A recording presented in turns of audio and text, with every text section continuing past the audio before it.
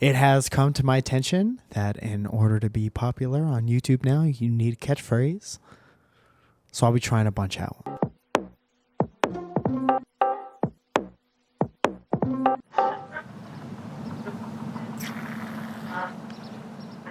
First of all, I'd like to say what's up and thank you to our sponsors, Ridge. Who's our? To my sponsored Ridge. It's the Ridge wallet, and they sent me one of these, and you keep all your cards in here. It's about the same width and length as all your cards, so it's like carrying nothing. It looks like I stole something from the Terminator. Scout, count, count, count, count. Copyrighted music. And then in the back, it has this little... if you ever have cash, but I have not gotten to try that one out yet. And then when you want your cards, there's this little ridge, quite possibly where the name came from, and you push it out and they're all your cards, and then you just sort through them. I don't know if it's more convenient than a regular wallet yet. We're still in trial mode, but I do know that I like it, and I thought it would poke my butt, and it doesn't. Let's get the show started on the road. How long are you allowed to have a going out of business sale? Some of the stores around here, no joke, have always been going out of business. And I suppose that makes sense. Every store is going out of business. Every store is going out of business until somebody buys something. The only difference is some of the stores have big red banners with big white letters that say going out of business. Like they get the banner printed and they're like, this is the thing. This'll save us. You're not allowed to be having a going out of business sale for 7 months. Just rename the store Cheaper Rugs. Here you'll find a bunch of cheaper rugs. They don't need to know how desperate you are. That's like if a business had a thirsty Instagram. Just stay in business until one day you're gone. And then everyone will be like, what happened to wasn't there a rug store here? And then they search for you. Get your Google keyword game up. But you want the people to come to you. That's why you also can't name your store fucking something generic. And here are rugs. Rug store. Don't do that. Because when they come find you and they Google rug store, guess what? All the rug stores are going to pop up. And then you'll always be going out of business. Or you'll stay out of business. Said business too many times.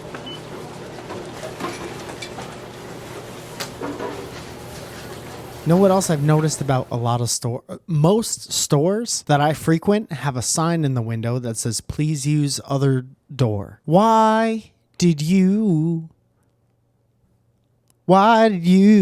invest in this particular property with a 2-door setup if you were gonna put the kibosh on one of the doors? And why is that sign always handwritten? If that sign's gonna be on the fucking door all the time, laminate something. It's a little bit disrespectful. It could be a fancy furniture store where everything's white leather and gold, and there are chandelier, and you could walk up and it'll say, please use other door in like going out of business Sharpie, you know, like the Sharpie that barely has anything left in it. Last stand Sharpie. The combination of the two things would be terrible. Not only are we going out of business, but we only got one. We're down to our last door. Saddest. What are you selling? Sadness?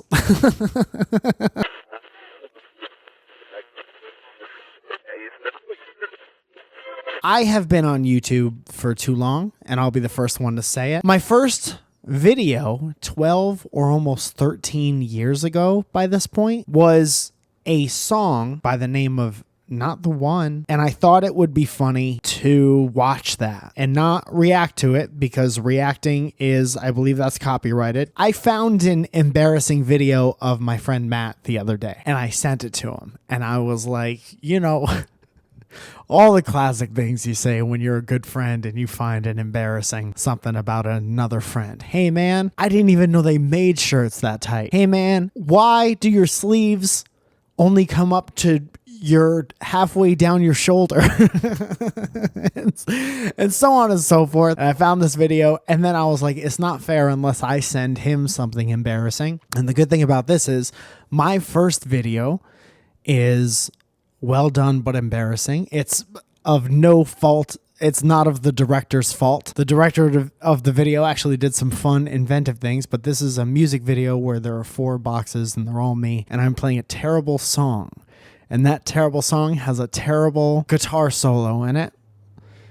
And I look terrible. And the only reason I keep it on YouTube at all is because it was uploaded in 2006, and that's my flag. That's my flag in the sand. That's my I've been here for too long stick. 2 minutes and 32 seconds. I'm gonna press play, and you'll watch me relive this. Might as well full screen it.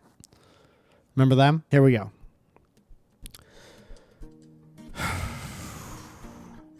That's not the sound that guitar makes, first of all. No! Why is the guy in the upper right with a hat? That's a bad hat.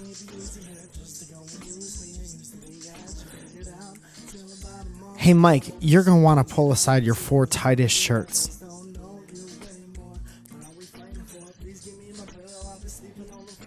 This isn't even singing, by the way. This is force whispering. Also, if you look at the top right, I don't think my tits have ever looked better. Invite me to your gala. Oh, no. Dude, look at the necklace. I believe those are shells. Ooh, pass the guitar around. That was actually pretty cool, but my face looks like I'm amazed that it's happening, so it takes all the coolness out. I'm supposed to act like this is old hat. Ooh, those buttons are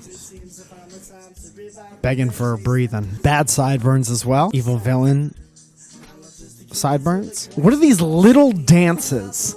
Taking out a water bottle. I hope that doesn't get spilled on anyone. Now, why would you do this? Why would the guy on top spill water on the guy on the bottom?